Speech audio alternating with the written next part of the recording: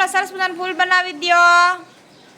અદબ આજે શું ભણવાનું છે? તમે પાણી જોયું છે? ક્યાં ક્યાં પાણી હોય?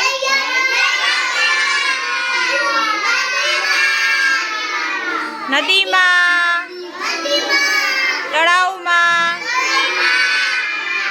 હોય ને પાણી બધે.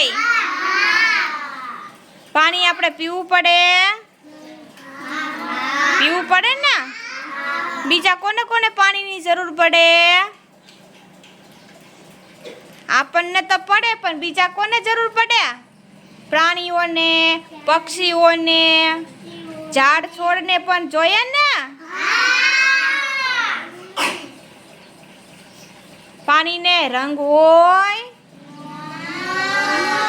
પાણીને આકાર હોય, તો આપણે પાણીને જેમાં ભરીએ એવો આકાર પાણી લઈ લે ને. સરસ, વેરી ગુડ.